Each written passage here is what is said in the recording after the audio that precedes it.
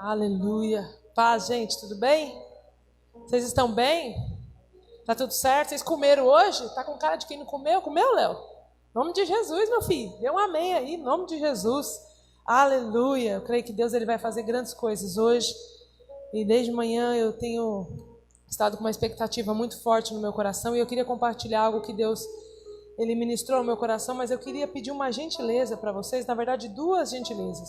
A primeira coisa que eu queria pedir é para que você agora, nesse exato momento, se você tiver com o seu celular e rede social aí, você entrasse agora no Facebook e compartilhasse o culto desta noite, porque eu creio que Deus vai falar algo poderoso com algumas pessoas que aqui estão e com as que também não estão. Então, entre agora no seu celular, vou te dar aí um minutinho para você entrar nas redes sociais da Fluir, vai lá compartilhar. Se você quiser enviar para as pessoas, também envie, porque eu creio que Deus vai falar algo ao coração das pessoas que estão na internet hoje, além de nós que estamos aqui também, em nome de Jesus. Eu creio que Deus ele usa todos os recursos, né?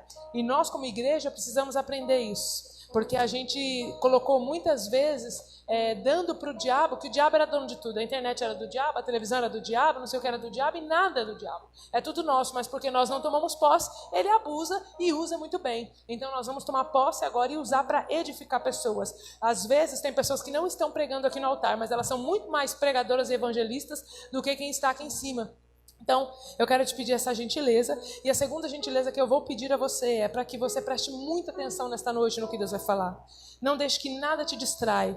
Tá? Assim que você compartilhar as redes sociais, já feche o seu celular, coloque na bolsa, coloque no bolso. Porque Deus vai falar algo poderoso e eu preciso da sua atenção máxima. Em nome de Jesus. Se você tiver com algum problema, passando mal, a gente ora. Se é demônio, a gente expulsa. Mas presta atenção em nome de Jesus. E antes disso eu queria pedir para que você fique 2 minutos de pé. Nós vamos fazer um período de intercessão nesta hora. Vamos pedir para que o Senhor ele fale ao nosso coração, para que a palavra que seja semeada nesta noite seja plantada no solo do teu coração e que ele ache espaço, né? Como aquela parábola que fala da semente que ela entrou e ela foi sufocada, mas que nesta noite eu profetizo que a semente vai germinar e vai dar frutos em nome de Jesus. Pai, nós te adoramos, nós te bendizemos, nós te agradecemos, ó Deus, pelo culto desta noite. Nós sabemos, ó Deus, que nada é em vão e o Senhor há de falar conosco nesta noite. Eu quero neste momento, Senhor, pedir para que o Senhor fale ao nosso espírito. Não permite, ó Deus, que eu fale nada daquilo que vem da minha alma ou do meu coração, porque a tua palavra diz que o Senhor é em espírito e importa que aqueles que te adoram, adorem em espírito e em verdade. Eu não quero comunicar na alma de ninguém, mas eu quero transmitir no espírito dos teus filhos aquilo que o Senhor quer falar ao coração deles nesta noite. Tira, Deus, em nome de Jesus, toda falta de atenção. Senhor, Pai querido, toda inquietude, todo pânico, em nome de Jesus agora, toda, Senhor, movimento que queira tirar a atenção da tua palavra, nós repreendemos agora em nome de Jesus, que toda mente agora seja cativa ao Senhor. Nós amarramos o valente, nós amarramos toda a potestade, todo o principado, nós amarramos agora tudo aquilo que quer fazer com que os teus filhos não prestem atenção na tua palavra, porque a tua palavra diz que conhecereis a verdade e ela vos libertará. É a tua palavra que liberta, é a tua verdade que liberta. Então, em nome de Jesus agora, toda distração, toda inquietude, toda impaciência, nós amarramos e prendemos agora no nome de Jesus. Denunciamos toda a potestade agora em nome de Jesus e declaramos que o Senhor é o rei deste lugar. Oramos para que o teu Espírito que convence o homem do pecado, da justiça e do juízo possa agora, Senhor, vir sobre este lugar e entrar nos corações, convencendo, transformando, batizando, renovando em nome de Jesus, porque não são as minhas palavras, não é a minha teologia, não é o meu conhecimento que de nada serve, mas é o teu Espírito, ó Deus, que convence o homem do pecado, da justiça e do juízo. Senhor, em nome de Jesus, nós entronizamos e elevamos este culto ao Senhor. Pedimos, ó Deus, fala conosco. Não nos deixe sairmos daqui da mesma maneira que nós entramos. Por favor, Jesus, nós precisamos sermos tocados pelo Senhor. Nós precisamos sermos transformados pelo teu Espírito. Então eu te peço encarecidamente, papai, fala conosco de forma poderosa nesta noite, em o nome de Jesus. Amém e amém. Amém, queridos? Glória a Deus. Pode se assentar, fique à vontade. Abra sua Bíblia lá no livro de Apocalipse, capítulo 3, em nome de Jesus.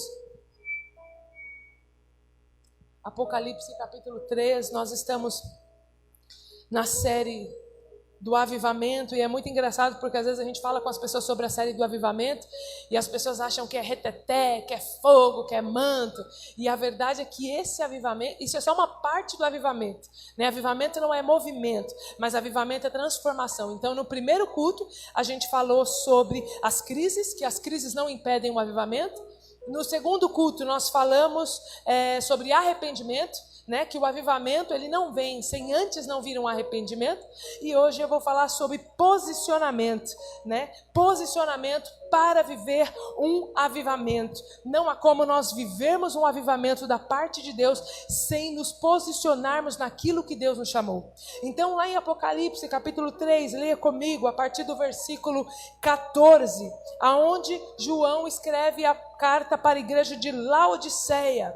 E ele diz assim: ao anjo da igreja em Laodiceia escreve: essas coisas diz o Amém, a testemunha fiel e verdadeira, o princípio da criação de Deus.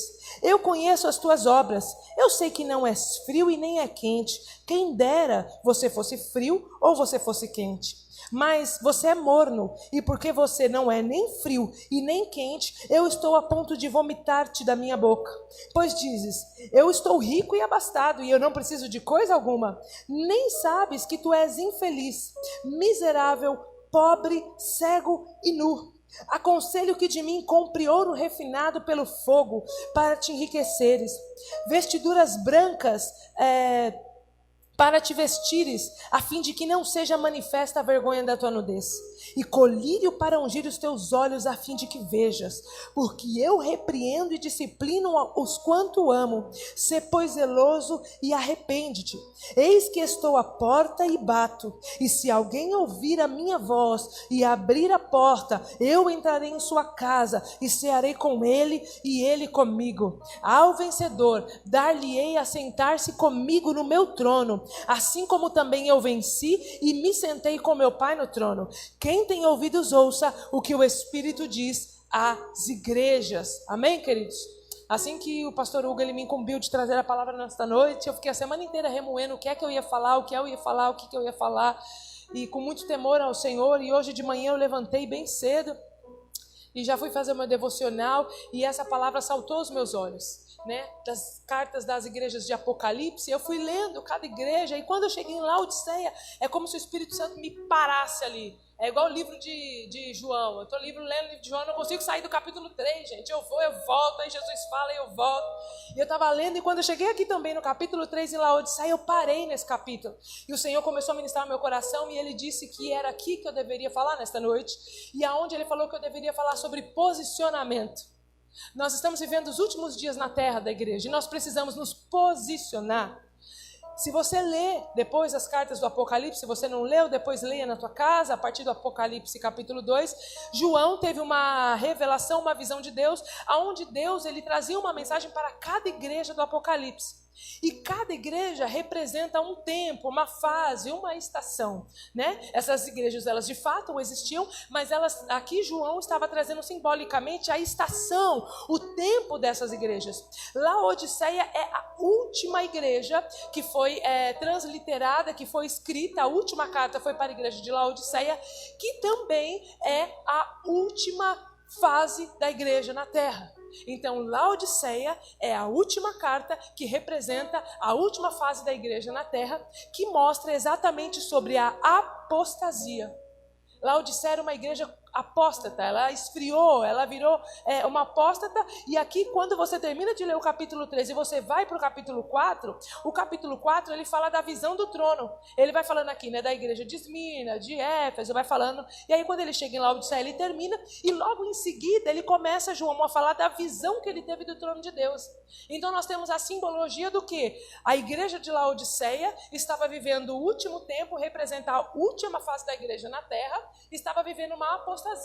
Então, logo depois dessa apostasia, Jesus virá arrebatar a sua igreja. Por isso que no capítulo 4 ele vê a visão do trono de Deus, porque logo após o arrebatamento nós teremos a visão do trono do Senhor. Então, Laodiceia era uma igreja muito rica, muito bonita, muito confortável, mas foi uma igreja que recebeu uma puxão de orelha de Jesus e de uma forma muito diferente das outras igrejas. Jesus foi um pouco mais duro com ela, porque ela era uma igreja que tinha mais possibilidades, ela tinha mais recursos, ela tinha mais condições, mas mesmo assim ela não se atentou para aquilo que Deus chamou a ela. Laodiceia quer dizer o povo que julga. Laodiceia, na verdade, ela não chamava Laodiceia, ela chamava Diápolis, a cidade de Zeus. Era uma cidade extremamente religiosa, onde as pessoas cultuavam a Zeus, né, o deus da mitologia grega. Mas ela tinha tido 2 terremotos, e no segundo terremoto, a cidade ficou acabada. E aí um imperador, ele chamado Antíoco, ele foi visitar aquela cidade, a esposa dele gostou muito, a esposa dele chamava Laodice. E a esposa dele falou, olha, eu quero essa cidade para mim. E ele falou, mas tem gente morando aqui, como é que eu vou trocar o nome da cidade? Ela já tem o nome. E aí ele teve uma sacada, ele falou, eu vou manipular o povo de Diápolis, vou construir, vou reformar. E aí a história nos conta, se você ler Flávio Josefo, que é um livro muito bom, outros livros, fala que ele trouxe o melhor mármore, as melhores madeiras, construiu templos suntuosos, construiu as melhores casas, os melhores jardins, para manipular o povo a fim de conseguir enganar o povo e dizer, olha, como eu fiz tudo por vocês, agora vocês vão deixar eu trocar o nome da cidade, colocar o nome da minha esposa. Olha só como que é a manipulação. Eu te dou, eu te entrego o que você quer e você me dá o que eu quero. E aí o nome da cidade foi transformada, por isso se chama Laodiceia, que quer dizer o povo que julga, né? Mas não era esse o nome. E o povo era extremamente religioso, eles cultuavam a Zeus. Só que quando a igreja foi colocada naquele lugar, as pessoas se converteram, aceitaram a Jesus, aceitaram o evangelho. Mas a mente continuou religiosa. Eles não adoravam mais a Zeus, mas a mente continuava religiosa. Eles iam para a igreja, mas não eram convertidos. Eles iam para o culto, mas não eram convertidos. Eles adoravam, ofereciam sacrifícios, mas não eram crentes e convertidos no Senhor. Era um povo religioso. E aí Jesus começa a olhar para essa igreja, já representando a última fase da igreja na terra, e traz uns alertas para nós. E eu quero trazer essa ministração ao seu coração com muito zelo, com muito temor, com muito amor, e sabendo que é algo de Deus, porque eu estava aqui, até na hora de começar o culto, eu estava ali na sala orando, falando, Senhor, né, é isso mesmo que o Senhor quer que eu fale? Estava com o meu coração um pouco aflito, e de repente a Valéria chega, pastor, eu estava no meu período de oração na sala, e Deus me deu essa palavra. Era a mesma palavra, era o mesmo sentido, falando sobre o princípio, sobre o amém. Eu falei, obrigado, Jesus, porque não é minha carne, não é minha alma. Nós temos que tomar muito cuidado, porque nós podemos estar aqui em cima, a gente pode orar e jejuar, e mesmo assim o diabo comunicar a nossa alma. Nós temos que ter essa sensibilidade para não deixar a nossa alma falar mais forte do que o nosso espírito. Então Jesus, ele chama Laodiceia e fala, olha, o anjo da igreja em Laodiceia escreve, estas coisas diz o amém, a testemunha fiel e verdadeira, aquele que é do princípio da criação de Deus. Jesus está dizendo assim para a igreja de Laodiceia, estas coisas diz o amém. O que ele quer dizer? Aquele que era desde o início, aquele que conclui todas as coisas, aquele que é o verbo, que era o princípio, que era o fim, sabe? Ele está querendo dizer, ei Laodiceia, quem está falando com você não é um profeta, não é um pastor, não é um sacerdote, quem está falando com você sou eu, aquele que diz o amém, aquele que estava desde o princípio da criação do mundo. Sou eu quem falo com você, porque eu te conheço, eu conheço todas as coisas. E é engraçado que quando a gente lê lá em Gênesis capítulo 1, ou João capítulo 1, ele fala que o princípio era o verbo andava com Deus. Aqui ele fala exatamente ao contrário. Ele diz assim, olha, eu sou o amém, aquele que conclui todas as coisas. Cadê? Eu sou o amém, aquele que conclui todas as coisas, a testemunha fiel e verdadeira, aquele que é, e o princípio da criação de Deus, aquele que também era. Então ele era, ele é, e ele vai concluir todas as coisas. Sou eu que estou falando com você, Laodiceia. Eu conheço as tuas obras, você não é nem frio e você não é quente. Quem dera você fosse frio ou você fosse quente. Jesus estava dizendo para eles, falando, olha Laodiceia, eu conheço muito bem você, não adianta você querer me enganar, que eu conheço bem as tuas obras, você não é nem quente, você nem é frio, quem dera você fosse um dos dois. E aqui, por que ele fala essa representação? Eu acho lindo Jesus, ele é tão maravilhoso, que ele fala da maneira que a gente entende. Quando a gente pega lá no Pentateuco, lá em Gênesis, Jesus ele sempre vai falar sobre agricultura, porque era a maneira como as pessoas trabalhavam, elas trabalhavam na agricultura. Quando Jesus ele tem ali na parte dos profetas, profetas, ele vai falar sobre o serviço, sobre o artifício, sobre aquele que faz o ferro, sobre aquele que faz o oleiro, porque era a maneira como as pessoas trabalhavam. E aqui ele começa a falar com Laodiceia e ele fala sobre a questão do quente e do frio, exatamente porque eles não eram nem quente nem frio, mas eles eram morno. Por quê? Porque as águas de Laodiceia eram mornas e eram insalubres. Então Jesus ele fala da maneira como eles vão entender essa passagem. E a água é morna porque existiam duas cidades próximas lá de Laodiceia. Uma era a cidade de Herápolis, ela tinha águas termais, as águas vinham quente de lá. Eu não sei se vocês já foram, alguém aqui já foi em Caldas Novas? Águas termais? Eu já fui em Caldas Novas, é muito gostoso. E é quente, a água brota, eu nunca vi um trem daquele, pastor. O negócio brota quente da terra. A gente foi num parque lá, né, que tinha vários lagos, e as águas eram quentes. Tinha um lago lá que tinha um poço, e falava que era o poço do cozinha-ovo. As pessoas pegavam ovo normal, levava, colocava lá, depois de 5 minutos, né, descascava o ovo e comia, de tão quente que era a água. Eram águas termais, as piscinas dos parques é dessa água, não é aquecedor industrial, é dessa água. Então aqui em Herápolis era exatamente desse jeito, ela tinha águas quentes e medicinais. Então quando as pessoas queriam curar alguma doença, elas iam para Herápolis. Mas do outro lado, coisa de 6, 7 quilômetros, tinha a cidade de Colosso, que tinha águas frescas, que servia tanto para beber como para a agricultura. Só que Laodiceia tinha um problema sério de água. Eles não tinham águas, eles não tinham fontes de água. Então eles tiveram uma ideia, olha, vamos pegar a água que vem de Colosso, vamos pegar a água que vem de Herápolis e vamos alimentar a cidade de Laodiceia. Porque nós temos águas termais de cá e nós temos águas frescas de cá. Só que nesse arqueoduto que eles fizeram no meio do caminho, quando chegava em Laodiceia, já chegava morna e suja. Então ninguém conseguia beber e todo mundo que bebia passava mal. Então por isso que Jesus ele representa e ele fala, olha, você não é nem quente igual Herápolis e você não é nem frio igual Colosso. Antes você fosse frio ou você fosse quente, mas você é morno. E porque você é morno eu não te suporto, porque já bebeu água morna? É pior que bater em mãe. Não dá para beber água morna. E insalubre, suja. Não tem como. É por isso que ele faz essa comparação.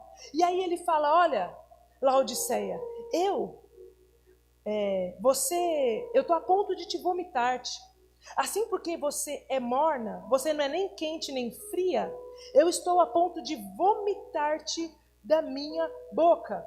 E olha que interessante, aqui ele está falando num provérbio, num adjetivo do futuro. Ele não está dizendo que ele vomitou, ele não está dizendo que ele desprezou, ele não está dizendo, olha, eu não quero mais você, eu não quero mais saber de você. Ele está dizendo assim, olha, se você não se posicionar, eu não vou ter outra opção, eu vou ter que te vomitar, porque você está me enjoando, você está me causando náusea, você está me causando enjoo, porque a sua água é morna e é insalubre. Jesus, quando ele está querendo dizer aqui do quente, ele está querendo dizer aquele que aquece, porque tudo aquilo que é quente, ele tem uma função, aquecer. Aquele que é frio, às vezes a gente leva pelo lado pejorativo essa palavra, mas Deus não está querendo dizer frio aquele que está desviado, aquele que está fora do propósito. Ele está querendo dizer aquele que refresca. O quente aquece, o frio ele refresca, mas o morno não serve para nada. Então por isso que ele fala, é melhor que você fosse quente ou que você fosse frio, porque ou você ia aquecer ou você ia refrescar, mas porque você é morno, você não tem utilidade. Eu preciso que você se decida, Laodiceia, do que você quer para a sua vida, porque eu estou a ponto de vomitar você da minha boca. Aleluias. Se você não mudar a sua postura, é isso que Jesus está querendo dizer. Se você não sair de cima do muro, eu não vou poder fazer nada ao seu favor. Eu preciso que você se decida, porque eu conheço as tuas obras. E sabe o que é engraçado? Laodiceia não tinha obra nenhuma. Quando a gente pega a igreja de Éfeso, ele fala, olha, conheça as tuas obras, sei o seu trabalho, a sua perseverança, não pode suportar homens maus. Aí ele vem para a igreja de Esmirna e ele fala, olha, eu conheço as tuas obras, eu conheço a sua tribulação, eu conheço a sua pobreza. Aí ele vem para a igreja de Pérgamo, olha, eu conheço o lugar que você habita, você está vivendo no trono de Satanás, mas você conserva o meu nome, você não nega o meu nome. Aí ele vem para a igreja de Tiatira e fala, olha, eu conheço as tuas obras, o teu amor, a tua fé, o teu serviço. Aí ele vem para a igreja de Sardes e ele fala, olha, Sardes, eu conheço a tua força, né? Mas seja vigilante, eu sei que vocês estão tentando, vocês têm pouca força. E aí ele vai falando, ele vem para a igreja de Laodiceia e fala a mesma coisa. Eu conheço a igreja de Filadélfia, eu conheço as tuas obras, ei que eu estou colocando de ti uma porta aberta que ninguém pode fechar. Aí ele vem para Laodiceia e fala, eu conheço as tuas obras, tem nenhuma. O que você me apresenta é sua mornidão. E olha que engraçado, todas essas outras igrejas, elas eram perseguidas, elas sofreram perseguição, elas foram igrejas que passaram por falsas doutrinas, falsos profetas, mas Laodiceia não tinha nada.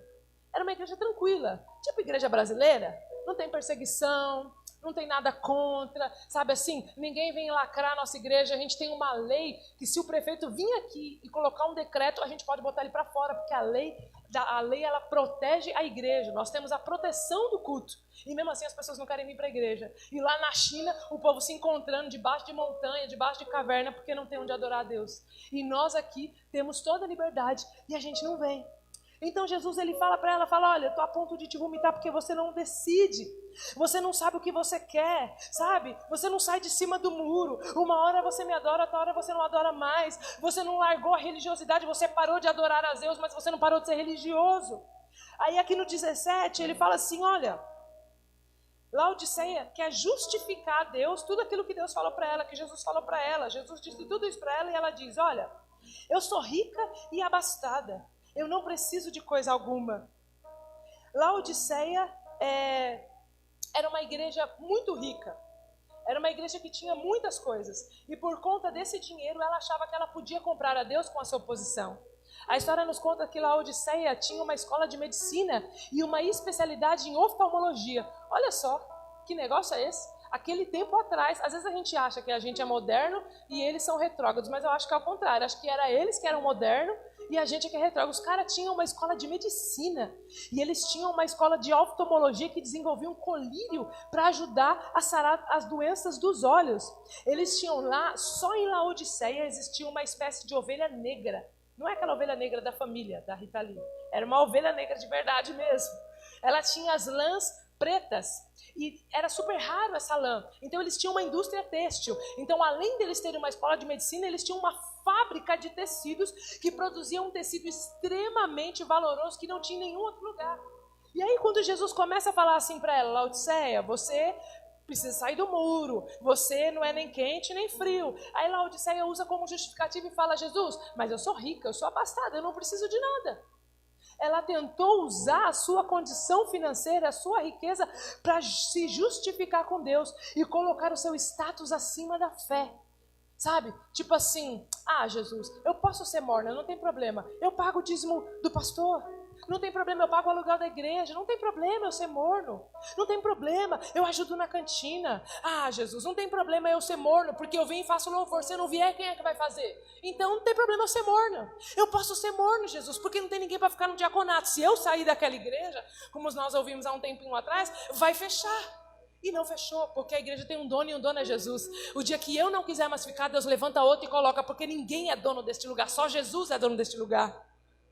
Aleluias! E ela começou a justificar, ela começou a trocar com Jesus, tipo, Jesus, eu ajudo aos povos, eu ajudo a pagar as finanças da igreja, eu ajudo, então não tem problema, eu posso ficar na mornidão, eu posso ficar na prostituição, eu posso ficar na pornografia, eu posso ficar na religiosidade, porque afinal de contas eu sou rica e abastada, eu não preciso de coisa alguma.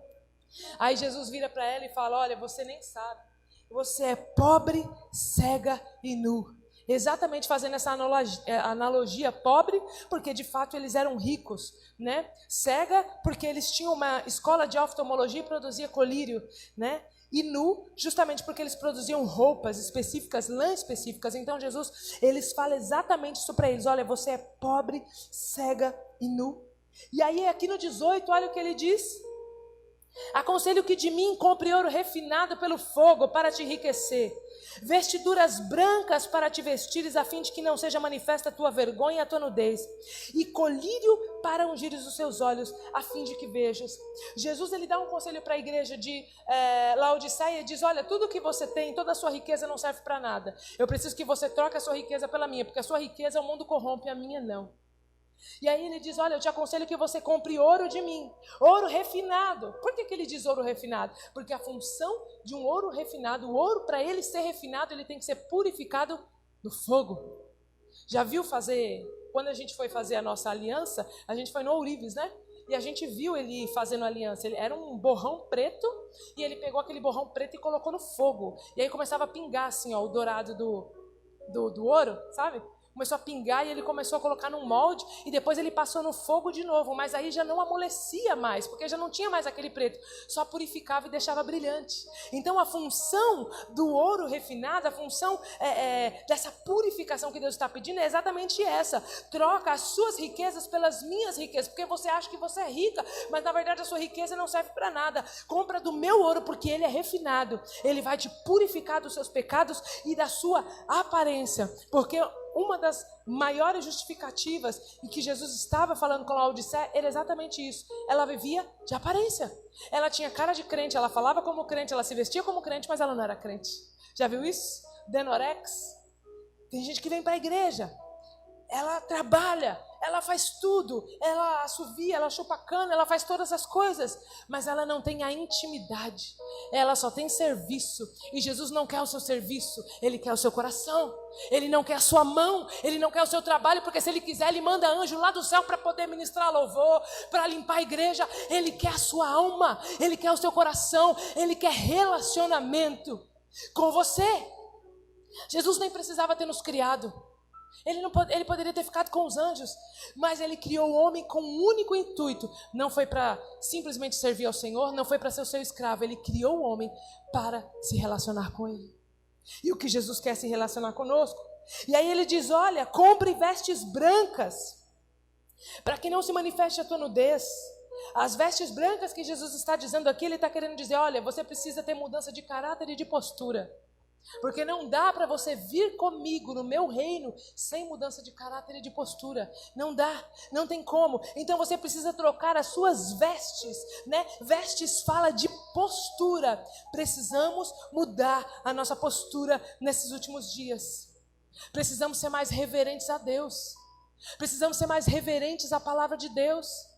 A gente vem para a igreja, mas a gente não tem reverência, a gente não tem temor, sabe? A gente fala mal das pessoas e a gente não tem temor. A gente fala mal de lideranças e a gente não tem temor, sabe? A gente fica 1, 2, 3, 4, uma semana, um mês sem ler a Bíblia. Abre lá o celular nos devocionais e acha que aquilo é palavra, e não é. Deus quer se relacionar conosco. E Ele diz: olha, eu te aconselho que você compre de mim colírio. Colírio para ungir os teus olhos, para que vocês vejam. E aqui ele está dizendo que o colírio de Deus, ele vai trazer uma purificação da nossa visão. A nossa visão, ela vai se tornar santa e restaurada do engano. Porque o povo lá tinha um colírio que curava as doenças, mas não curava o engano. E o Senhor quer nos curar do engano. Nesses últimos dias, o diabo não vai pegar leve com o engano, queridos. Nós tivemos aqui no último culto, foi numa quarta-feira o último culto do ano, não foi? E o Senhor, Ele nos deu um diário profético de 2021. Depois você entra lá no YouTube, que lá tem. Se não entrou, está para entrar esses dias, eu não lembro se ela está agendada. E Deus, Ele nos deu um diário profético para o ano de 2021. E nós ficamos o mês de dezembro todinho fazendo o jejum, né, de 6 horas, orando. E aí o Senhor nos trouxe essa revelação de que esse ano de 2021 será um ano de muito trabalho. Um ano muito árduo, de muito trabalho, de muitas dificuldades. E um ano qual o diabo não vai dar mole para a igreja. Quando nós vemos essas coisas acontecendo na televisão, a gente precisa entender que isso faz parte do propósito. E uma das coisas que Deus falava ao nosso coração, como igreja, como Fluir Church, para o ano profético, era de que o diabo ia investir pesado no engano. E ele não quer tirar, querido, quem está no mundo. Quem está no mundo já é do mundo. Ele não quer tirar crente que só faz volume dentro da igreja, sabe? Aqueles que vêm, mas não tem vida nenhuma, não é esse. Eles querem enganar pessoas que estão aqui, ó, no altar. Porque se eu me enganar, eu vou enganar todos vocês. E é isso que ele quer. Ele quer que nós saiamos do foco. Então o que Jesus está dizendo para a igreja de Laodiceia: olha, vocês precisam ter a visão restaurada do engano, porque vocês acham que é crente, mas vocês não é. Vocês acham que você é convertido, mas você não é. E nós precisamos tomar muito cuidado, querido, porque o diabo, ele vai investir pesado no engano. Sabe, nós vemos hoje como o diabo, ele tem operado na mídia, sabe assim? Hoje você não pode mais falar sobre igreja, hoje você não pode mais falar sobre família, que as pessoas, elas te condenam na internet. Vai você questionar o comentário de alguém que está falando lá contra a política, contra a família, para ver. Agora, você ser certo, você ser uma pessoa da família, você preservar a moral e os bons costumes é errado. O certo é ser liberal, o certo é fazer o que a gente quer. Mas nós vamos quebrar esse principado em nome de Jesus, porque nós denunciamos isso e nós tomamos o nosso lugar como igreja. Nós não vamos mais deixar nada para o diabo. A mídia não é do diabo, o Facebook não é do diabo, o Instagram não é do diabo, a música não é do diabo, a arte não é do diabo. Tudo é nosso, porque a terra Deus deu aos filhos dos homens. Então a terra é nossa. Nós é que temos que nos posicionar e tomar posse daquilo que Deus nos deu. O diabo, ele só entra nos lugares que a gente deixa ele entrar. Ele só ocupa espaços que a gente deixa aberto. E ele entra e faz morada. A Bíblia não fala que os filhos das trevas são mais ágeis? Então é isso que a gente faz. Ah, o YouTube é do diabo. Sabe o que o diabo faz? Pega o YouTube e coloca para o seu filho ficar assistindo besteira. Depois o seu filho quer se matar, virar homossexual. Você não sabe por quê? Porque o diabo está trabalhando muito bem. Porque a igreja parou de fazer o seu papel. Então nós tomamos posse deste lugar que é nosso, queridos. Nós não vamos deixar o diabo roubar as nossas crianças, os nossos jovens. Nós não vamos deixar os casamentos serem desfeitos. Nós vamos continuar pregando até o final a palavra verdadeira e fiel do Senhor. Então ele diz a Laodiceia: olha, você precisa de colírio, minha filha, que você está muito enganada. A sua visão, ela está turva. E aí ele fala assim no 19: eu repreendo e disciplino aquele que eu amo. Ser, pois, zeloso e se arrepende. Eu acho lindo, irmãos, porque, sabe, Jesus, ele conhece as nossas falhas. Ele sabe que a gente não é perfeito. Ele sabe que a gente tem um monte de coisa enrustida, que a gente tem dificuldades, que a gente tem debilidades. Ele sabe que a gente vive nessa terra, mas a gente tem as nossas fraquezas. Mesmo assim, ele vira e fala: olha, eu só estou te corrigindo porque eu te amo. Eu não quero que você se perca. Eu não quero que você vai queimar no inferno. Eu te amo e eu quero te resgatar. É isso que ele está dizendo para Laodiceia: olha, Laodiceia, você tem tudo isso que eu te falei, mas mesmo assim eu não quero te perder. Eu não quero perder a sua vida. Eu não quero perder a igreja de Laodiceia. Então, por favor, Laodiceia, se arrepende, porque eu te amo. E aí quando ela fala assim: olha, sê pois zeloso e arrepende. Aqui o zelo, Jesus está querendo dizer no sentido de prestar atenção, levar a sério. Laodiceia, leva a sério o que eu estou te falando. Leva a sério porque eu não estou brincando com você, eu estou falando sério. Se arrepende. Quando ele fala se arrepende, ele diz: se posiciona hoje. Porque Laodiceia, lembra? Era a última igreja, representando a última fase da igreja na terra. Então o que Jesus está querendo simbolizar para a gente aqui com a igreja de Laodiceia é: vocês estão vivendo os últimos dias na terra, eu não quero perder vocês, então se arrependam e se posicionem diante de mim. Porque se vocês não fizerem isso, eu vou ter que vomitar vocês. Vocês não me dão outra opção. Eu repreendo porque eu te amo. Sabe, queridos, nada pode mudar o amor de Deus da nossa vida. Ah, mas eu pequei. Seja qual for o pecado que você cometeu, não tem problema. O amor de Deus não diminui. Nós aprendemos na religião, antigamente, a igreja sempre ensinava que Deus era um cara bravo e tudo que a gente fizesse, Deus não amava mais a gente. E eu descobri que isso é mentira. Deus nos ama independente dos nossos pecados e das nossas falhas, independente do que você fez, independente do que você falou. Deus te ama e Ele não se arrependeu disso. E Ele nos trata como pai, é como um filho. Você deixa de amar o seu filho só porque ele fez uma traquinagem? Você deixa de amar o seu filho só porque ele quebrou o seu vidro de perfume? Ou porque ele derrubou as tapoeiras da cozinha? Esses dias eu vi um negócio muito engraçado na internet. Eu não sei se vocês já viram, uma criança pegou uma chave de fenda e escreveu assim na lateral do carro do pai, zerinho: papai, eu te amo. Com uma chave de fenda no carro zero do pai. E o pai desesperado olhando, e ele falou: e agora? Eu bato, eu mato essa criatura ou eu derreto de amor por ela? Porque a criança quis expressar o amor dela pelo pai. E ela expressou ali, foi o que ela achou. E aí o pai não deixou de amar aquela criança por causa disso. Ele disciplinou, ele corrigiu, porque ele ama. E é o que Jesus está fazendo com Laodiceia: eu te corrijo porque eu te amo. Eu não quero te perder. É por isso que você corrige o teu filho. É por isso que você diz não. Luiz Hermínio sempre fala isso, é verdade. O não, ele é pedagógico. Ouça mais não do que sim. Quando você começa a ouvir muito sim, a sua alma vai ficando muito cheia, muito inflada. Aí Jesus vem assim, ó, com uma agulha e fura o seu balão. Porque nós precisamos ser repreendidos pelo Senhor. E aí aqui no 20, queridos, para concluir, ele diz assim: eu estou à porta e bato. Se alguém ouvir a minha voz e abrir a porta, eu entrarei em sua casa e cearei com ele, e ele comigo.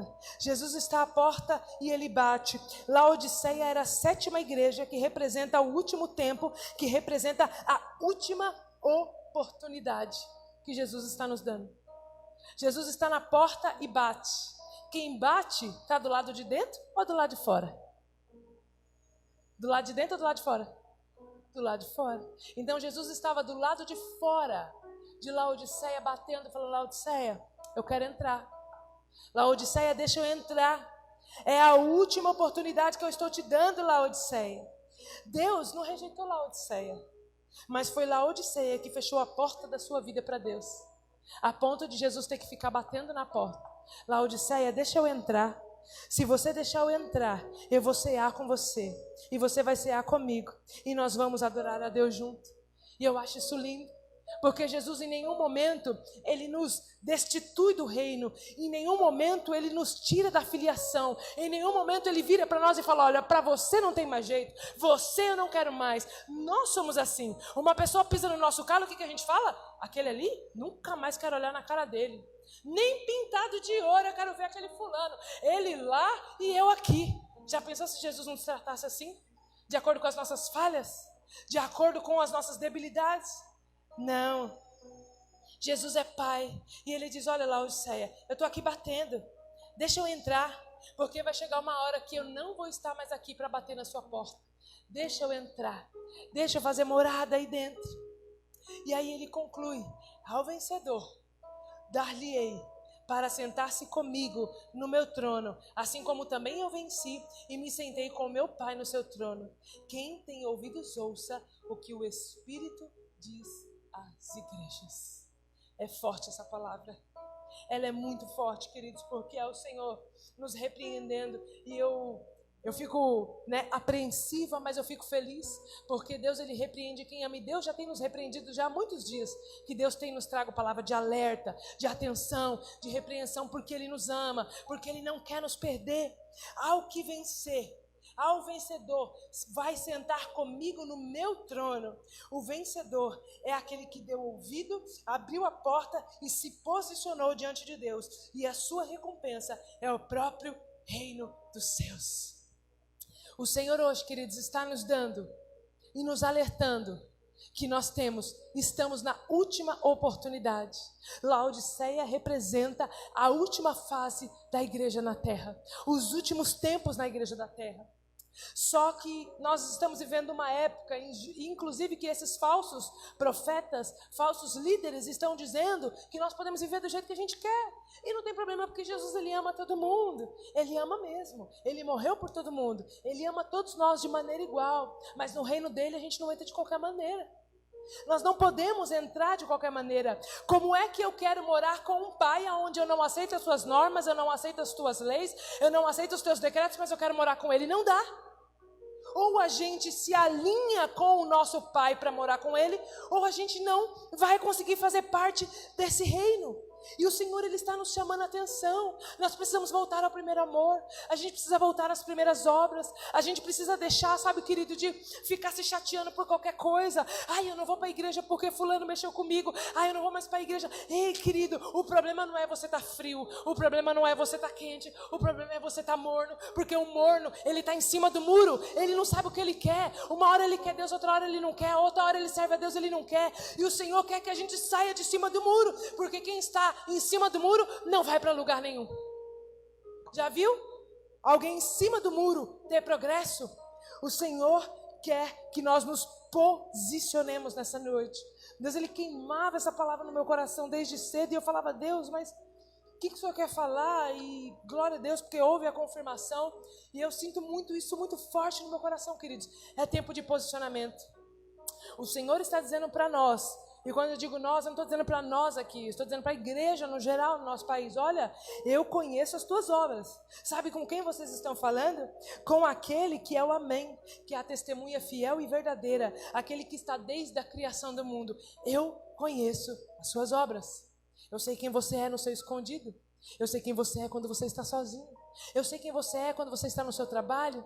Eu sei quem você é quando você está na sua casa. Eu sei o que se passa na sua mente. Eu, o Senhor, Jeremias 17, se eu não me engano. Eu, Senhor, esquadrinho o coração do homem e a mente do homem. Somente eu, Senhor, pode esquadrinhar o nosso coração, querido. E o Senhor, Ele está nos chamando para uma coisa mais íntima, para um relacionamento mais profundo, conhecimento. Sabe aquela palavra de Oséias, quando ele fala, olha, eu não quero sacrifício, eu não quero jejum, eu não quero nada disso, eu quero que vocês prossigam em me conhecer. É isso que eu quero. E nós aprendemos aqui que esse conhecer que Oséias está falando do conhecer de coabitar, de intimidade. Na Bíblia, quando você vê eles falando, e Adão conheceu a Eva, e João conheceu Maria, está querendo dizer de intimidade. Quando Oséias fala de conhecer a Deus, ele está dizendo exatamente essa intimidade entre quatro paredes, entre o noivo e a noiva de Cristo. Jesus não quer o nosso serviço, Jesus não quer o nosso sacrifício, Jesus não quer a nossa aparência, Ele quer a nossa intimidade. Ele quer a gente no quarto, Ele quer a gente no secreto, Ele quer a gente no oculto. Você quer ser exposto? Vá para o secreto, que a Bíblia fala, fecha a porta do teu quarto, porque eu te vejo em secreto, e depois sou eu que vou te expor. Mas se você não estiver em secreto, eu não posso te expor, porque aquele que está lá em cima eu tenho que abater, mas aquele que está lá embaixo eu levanto. Então, se você quer que Deus te exalte em alguma situação, você precisa o quê? Entrar no secreto, entrar na intimidade, para conhecer o coração de Deus, para conhecer aquilo que Deus tem para a sua vida. E aí ele diz, olha, eu estou à porta e bato. São os últimos dias na igreja na terra. E o Senhor está batendo na porta da igreja brasileira. Agora ele está batendo um pouco mais pesado na igreja americana, né? Queriam tanto que o Biden ganhasse. Tem toda essa coisa, a gente não sabe se teve corrupção ou não. Espiritualmente a gente tem, né, alguns discernimentos. Mas a primeira coisa que ele fez como presidente do país foi o quê? Autorizar o aborto. Calar a voz daqueles que não têm voz. E é uma estratégia satânica o aborto, porque se a gente vê, o diabo, queridos, ele não sabe quem é que vai ser o João Batista, os Elias que Deus vai levantar na terra. Ele tem uma noção, ele vê quem está queimando, ele vê quem está no secreto, mas o que ele faz? Ele tenta matar todo mundo numa leva só. Ele fez isso com Moisés. Ele sabia que ia ter um libertador. O que ele fez? Eu não sei quem é. Então o que eu vou fazer? Eu vou matar todo mundo. Todo mundo que for criança até 2 anos eu vou matar. Quando foi com Jesus foi a mesma coisa. Está surgindo o rei dos judeus. Rei dos judeus quem é? Ele não tem essa onisciência para saber quem era o rei dos judeus. O que ele fez? Vamos matar todo mundo, que assim eu não corro o risco dele vir. Mas a palavra do Senhor também nos declara que as portas do inferno não vão prevalecer contra a igreja. E ele está fazendo exatamente isso quando nós vemos essas leis aprovando o aborto. É o diabo desesperado, olha, eu sei que os profetas vão se levantar, eu sei que os Elias vão se levantar, eu sei que os João Batistas estão se levantando, eu não sei quem é, então vamos aproveitar e vamos extirpar todo mundo, porque eu sei que no final eu vou para o inferno, e Jesus vai vencer, ele sabe que ele é um derrotado. E o problema do diabo não é esse, querido. Ele não está preocupado que ele vai morar no inferno. Ele já sabe que lá é a casa dele. Mas ele quer fazer uma coisa: levar eu e você para lá. Isso que ele está lutando, para que a gente vá para aquele lugar. O diabo não está nem aí se você vem para a igreja, se você ora, se você tem talento, se você canta, se você toca, se você tem dinheiro, eu tenho um cargo tal, ele não está nem aí para isso, querido. Se bobear, foi até ele que deu para a gente algumas coisas, que tem umas coisas que não foi Deus que me deu, não. Eu tive que abandonar porque eu peguei foi do Satanás. O que ele quer é a nossa alma, ele quer a nossa adoração que nós damos para Deus. Quando Adão pecou no Éden, olha isso que profundo. Quando Jesus criou Adão, ele criou Adão para se relacionar. Adão e Deus era uma pessoa única. Adão não era um homem carnal, era um homem espiritual. A Bíblia fala que Deus descia todos os dias para falar com ele. Ele era um com Deus e Deus um com ele, porque a palavra de Deus fala que ele criou o homem do pó da terra e ele fez o quê? Soprou o seu espírito nas suas narinas. Então, o espírito de Deus entrou na vida de Adão e agora ele era um ser vivente que possuía o espírito de Deus. Quando Adão quando a serpente fez a Eva pecar, Adão pecar, não era a posição, o diabo não queria o Éden, não queria a posição dele de volta, o que ele queria era exatamente ocupar esse lugar que Deus ocupava no coração do homem. Ele quis dizer o seguinte: olha, eu preciso ter essa adoração que Deus dá para Deus, eu preciso ter para mim. E aí, o que o diabo quis é exatamente isso, controlar a nossa alma, porque depois do pecado, agora o diabo tem acesso à nossa alma. Ao nosso espírito ele não tem, mas a nossa alma ele tem. Por isso que nós precisamos aceitar Jesus como nosso Senhor e Salvador, porque aí então o Espírito de Deus vem sobre nós e habita em nós. Mas até a gente não aceitar Jesus, quem comanda a nossa vida é a nossa alma, e a nossa alma, o diabo tem acesso. É ele que manipula a nossa alma. Era esse o acesso que ele queria ter. Então veja bem, queridos, nós precisamos estar muito vigilantes, porque nós não sabemos quando é que o Filho do Homem virá. E quando ele vir, ele vai pedir conta de tudo aquilo que ele deixou na nossa mão. E aí ele vai chegar para você, Valéria, e vai falar: olha, Valéria, que bom que você está aqui, fala para mim, o que você tem para me entregar? Ah, Deus, olha, eu estava lá na Fluir, eu vendi açaí, eu limpei cadeira, eu contei oferta, eu fiz tudo, nossa, eu ficava 24 horas na igreja. Aí Jesus vai virar para ela e falar: então, só que eu queria que você cumprisse o seu ofício de profeta. Eu queria que você fosse nos hospitais. Eu queria que você pastoreasse a igreja. Eu queria que você fizesse aquilo que eu mandei você fazer. Porque Jesus não quer o nosso serviço. A gente acha que serviço é adoração. E não é. O que Deus quer é a nossa intimidade. E quando nós chegarmos naquele dia, Ele vai virar para a gente e vai falar: olha, Hugo, o que você tem para me apresentar? Ah, eu pastoreei a igreja, eu fiz 5.000 filiais da Free Church, compramos o maior templo de São Bernardo, compramos todas as escolas e faculdades para ensinar aquela coisa toda, nananana. E de repente Deus vai virar para você e vai falar assim: mas eu só queria que você fosse fazer visita nos lares, era só isso. Eu não queria que você construísse templos. Então nós precisamos entender qual é o nosso propósito, porque Deus não vai cobrar o nosso serviço, vai cobrar o nosso propósito. Ou a gente fez, ou a gente não fez. E lá Ele vai fazer a separação dele. Então, queridos, com muito amor, com muito temor, com muito carinho, eu quero deixar essa palavra com vocês. Tão temerosa quanto vocês, porque ela bateu em mim, né? Diz que fala primeiro com o pregador, né? Tô aprendendo essas coisas agora, pastor Célio. Tô aprendendo esses trem. Primeiro ele bate aqui, depois ele bate aí. Então você não... Meu querido, meu esposo está aqui de prova. Ele bateu... Que hora que era que você chegou lá no quarto? Era 1h da tarde. E eu fui 6h30 pro escritório. Era 1h da tarde e eu não tinha saído ainda porque o meu coração estava... Jesus, sabe assim? Aí eu comecei a lembrar de umas coisinhas que Deus precisava trabalhar, sabe? Umas pecinhas que estavam aqui dentro que estavam sujas. Deus foi trabalhando, sabe assim? E está trabalhando continuamente.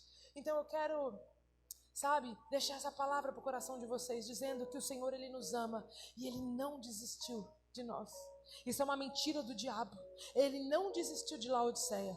Em nenhum momento Ele vira e fala: Laodiceia, eu não quero mais você não tem mais jeito. Ele fala: Laodiceia, eu estou aqui batendo, deixa eu entrar, Laodiceia, deixa eu fazer parte da sua vida. Jesus nos ama e Ele quer que a gente vá para o céu junto com Ele, mas antes de irmos para o céu, Ele quer que a gente cumpra o propósito dEle na terra. E aí eu te pergunto, para que é que Deus te chamou? Você está cumprindo o teu ofício? Ou você está vivendo de aparência como a igreja de Laodiceia? A boa nova é que sempre há tempo de recomeçar.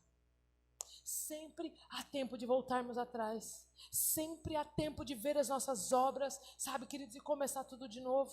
Não existe ponto final com Jesus. Essa história, Deus colocou um ponto final. Não, Deus nunca coloca um ponto final. Ele sempre bota uma vírgula, porque Ele está sempre batendo.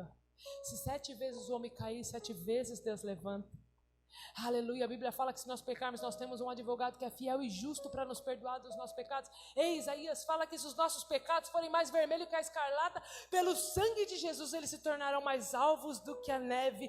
E esse é o ódio de Satanás, porque ele não tem mais recurso, mas nós temos. Se a gente cair, Deus levanta. Se a gente enfraquecer, Deus fortalece, porque Deus não se cansa e nem fadiga. O que ele diz lá em Isaías: olha, Deus ele não se cansa nem se fadiga, mas aqueles que esperam no Senhor renovarão as suas forças, subirão como águia, correrão e não se cansarão, caminharão e não se fadigarão. Nós sempre temos aonde buscar renovo e força. Nós sempre temos a oportunidade de abrir a porta para o Senhor. E eu acredito que Deus só vai derramar esse grande avivamento que Ele está para derramar. E Ele vai começar pelo Brasil. Eu acredito muito forte nisso, de que Deus tem algo com o Brasil. Não é porque eu sou patriota, não, porque eu amo a minha nação. Para mim é sim, o país mais lindo de toda a nação, é o lugar mais lindo de todo o planeta, é o meu país.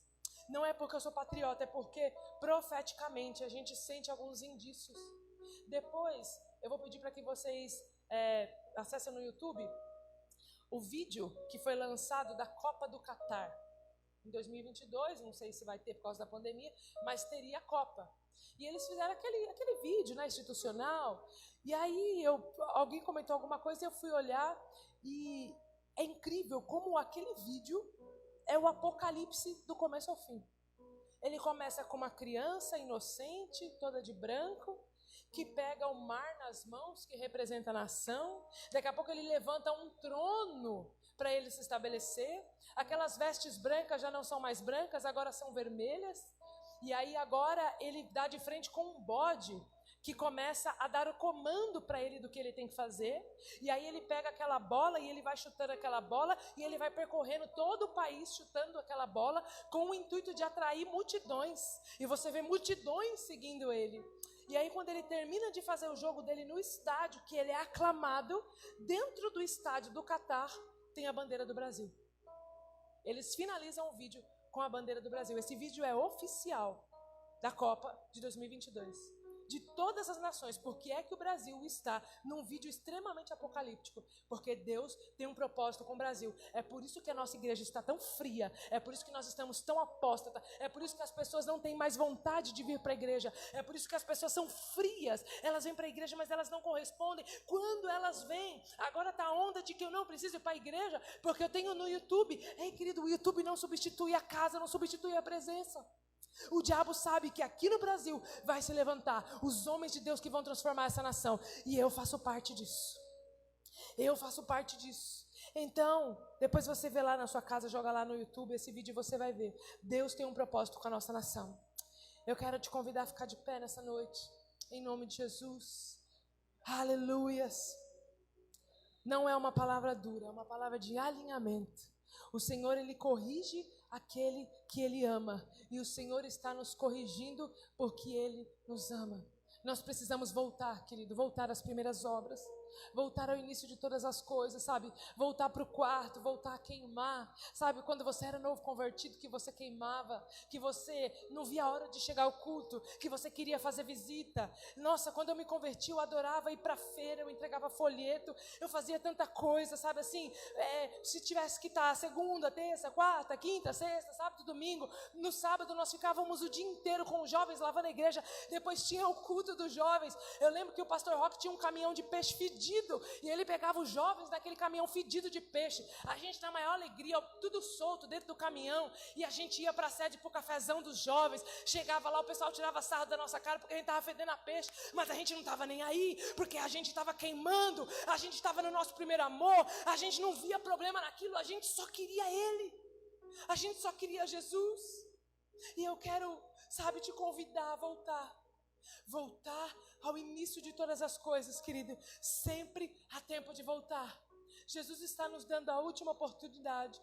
Laodiceia é a última igreja do Apocalipse. É a última carta que representa o último tempo e que representa a última oportunidade. Nós precisamos voltar a queimar no secreto, em nome de Jesus. E eu vou pedir, sabe, querido, se você fica à vontade, se você quiser vir aqui na frente, ajoelhar, se quiser, sabe assim, nós vamos orar, agora nós vamos rasgar o nosso coração, sabe? O Senhor, Ele quer que nós rasguemos o nosso coração e não as nossas vestes, sabe? Ele não quer a nossa aparência, Ele quer realmente quem nós somos. Não tem problema quem você é, o que você fez, não importa nada disso. O importante é, você quer deixar de ser morno? Você quer deixar de ser morno? Ou você fica quente, ou você fica frio, mas por favor não seja morno, diz o Senhor. Então nós vamos adorar ao Senhor. E você fica à vontade, se você quiser vir na frente, se você quiser chorar, se você quiser babar, sabe, querido, abre o teu coração porque Ele te conhece. Eu não quero saber dos seus problemas, eu não quero saber o que você está pensando, eu não posso te ajudar, mas o Senhor, Ele te conhece e Ele quer mudar o status que você está vivendo hoje. O Senhor quer nos elevar a um novo patamar nele. Em nome de Jesus, nós precisamos voltar ao primeiro amor. Precisamos voltar ao primeiro amor.